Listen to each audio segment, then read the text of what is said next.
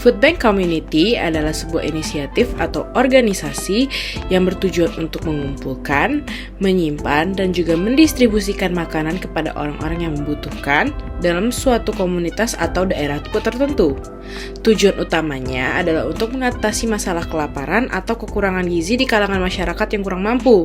Food Bank Community ini biasanya bekerja sama dengan cara mengumpulkan sumbangan makanan dari berbagai pihak, termasuk produsen makanan, distributor, toko-toko, hotel-hotel, dan juga individu-individu yang bersedia untuk berbagi makanannya, yang kemudian akan dikumpul, kemudian disortir oleh para volunteer dan juga akan disimpan dan didistribusikan ke dalam berbagai lembaga amal, rumah makan sosial, atau langsung kepada individu yang membutuhkan.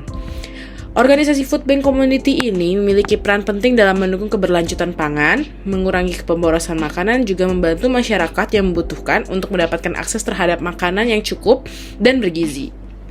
Keberadaan Food Bank Community ini juga dapat menciptakan kesadaran di kalangan masyarakat tentang isu-isu kelaparan dan kebijakan pangan. Ini adalah contoh bagaimana komunitas lokal dapat bersatu untuk memerangi kelaparan dan juga membantu sesama. Nah, Food Bank Community ini dapat ditemukan di berbagai kota di seluruh dunia. Mereka juga ada di kota-kota besar dan kecil, di negara maju dan juga negara berkembang. Dan kehadiran Food Bank Community tidak terbatas pada satu wilayah atau negara tertentu. Mereka ada di banyak negara untuk membantu orang-orang yang mengalami kesulitan, ekonomi, dan kelaparan. Di Indonesia sendiri, Food Bank Community terdapat di beberapa kota, yaitu di Jakarta, Bandung, Banten, dan kota-kota besar lainnya. Berikut ini akan saya contohkan beberapa cuplikan dari volunteer-volunteer yang mengikuti Food Bank Community di Indonesia.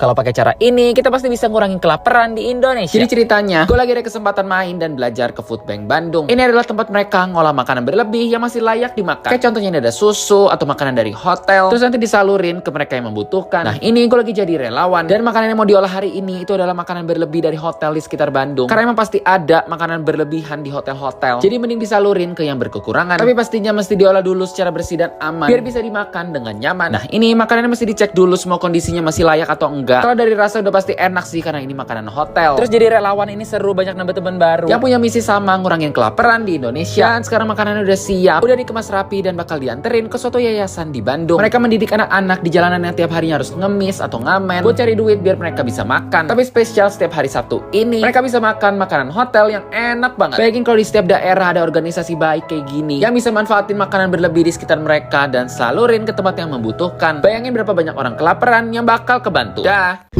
Hai teman baik, hari ini kita masuk lagi ke pembagian surplus untuk masyarakat prasejahtera. Kali ini kita mendapatkan sayuran dari Bumi Treats. Bagi volunteer yang terpilih untuk ikut menyortir adalah volunteer-volunteer yang beruntung. Kenapa? Karena setiap kita menyortir atau ada kegiatan, kita selalu rebutan slot di Aksata Pangan Group. Penyortiran ini merupakan hal wajib sebelum kita menyerahkan makanan surplus ke masyarakat prasejahtera. Untuk makanan yang sudah tidak layak konsumsi, kita pisahkan dan kita kirimkan ke pakan ternak. Sedangkan untuk makanan yang masih layak konsumsi bakalan kita bagikan ke masyarakat prasejahtera agar bisa dikonsumsi.